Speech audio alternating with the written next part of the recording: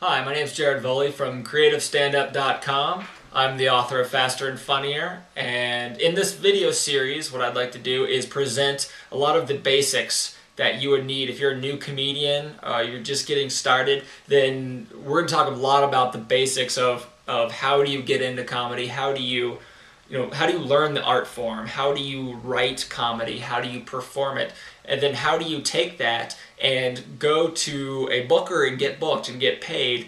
And then also creativity side, we're going to look at that as well, but not quite as in much depth. So that's what I'm going to be presenting here, and basically the basics of what I present in Faster and Funnier. And obviously the book is going to go much more into detail than I'm able to do here, but I did want to provide you with a solid foundation if this is just what you're looking for. And a little bit about me first. I've been performing improvisational comedy since 6th grade, so been quite a while now. And I got into stand-up comedy in high school and got obsessed with it when I was in college.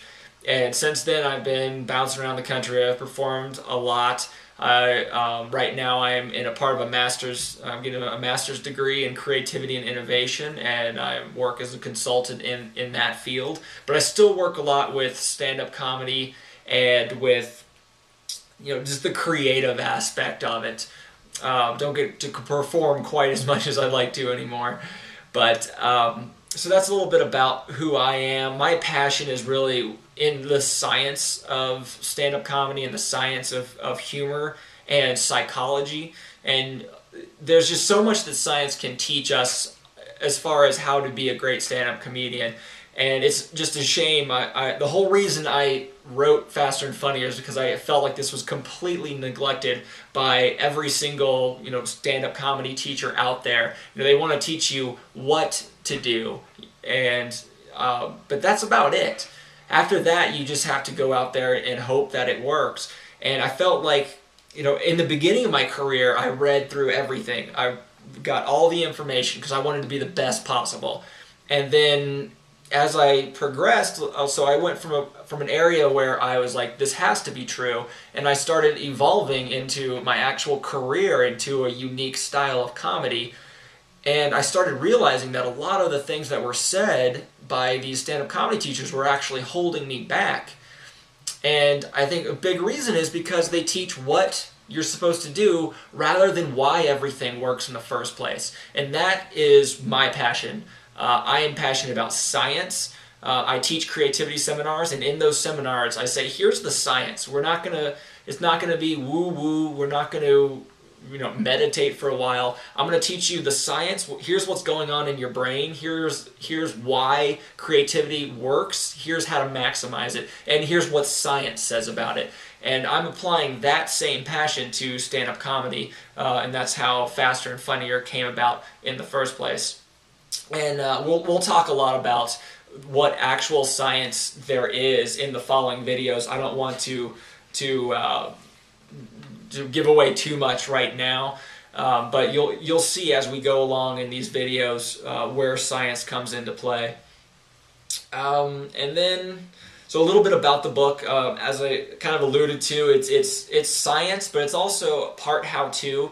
And the reason I did that is because I felt like new comedians, they would hear this information, but they still wouldn't know exactly where to start their career. So I decided to take a middle path.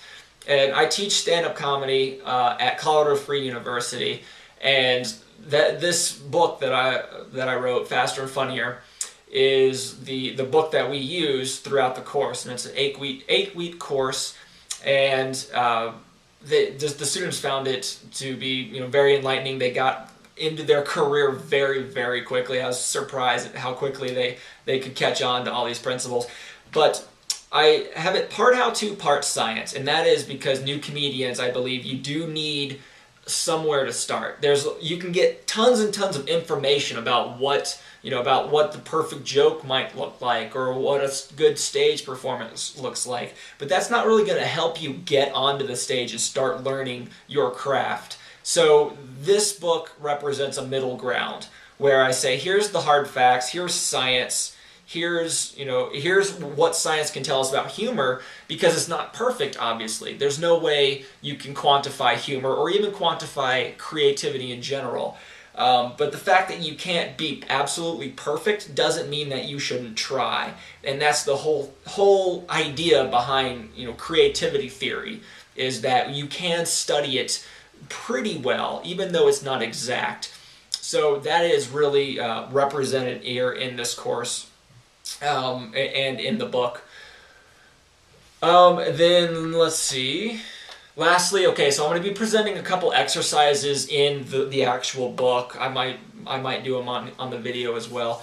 But what those exercises are is, again, they're for new comedians, and they're just to give you a starting off point, just like the same as how the book is part how-to, part science.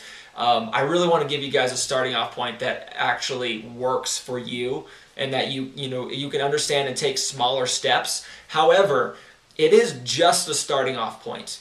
The exercises don't work as far as being truly creative is concerned, and that is what I'm all about. I want extreme creativity. So I will tell you up front, I'm very biased towards the comedians out there that are completely different from all the other comedians that existed up until then. And like two great examples I'll use, Steve Martin and doing anti-comedy, and Andy Kaufman. I think those two represent very, very extreme, and obviously you don't have to be just into the extreme. There's plenty of middle ground, but I'll tell you right up front, I don't believe in this crap where people come out and do jokes like you've heard a million times before. And it's just something that frustrated me so much when I was at open mics. You could watch 20 different comedians, and maybe 2 of them were really differentiated, but the rest, they just blurred into one, like you couldn't remember them at the end of the show because they were just writing jokes, and they weren't being truly creative. And that's where my passion is. So I'm going to be extremely biased this entire series of videos, and also in the book, towards the extreme creativity. However, you can apply that to anything in the middle, as long as it is truly creative, and I'll talk about that a little bit in the book, but I'll talk about a lot more. I'll be coming out with a future book about creativity in entertainment and stand-up comedy here in the near future, so look out for that. And that's it. That's it for the intro. One last thing. If you are on YouTube right now, you might want to go to creativestandup.com. That's creativestandup.com, and you'll be able to follow along with the video series much easier there, because you'll be probably flipping around trying to find out which video's next if you're on YouTube. We have that all laid out for you, so you can just click, click, click, and go straight through. So we will see you at creativestandup.com. Thank you.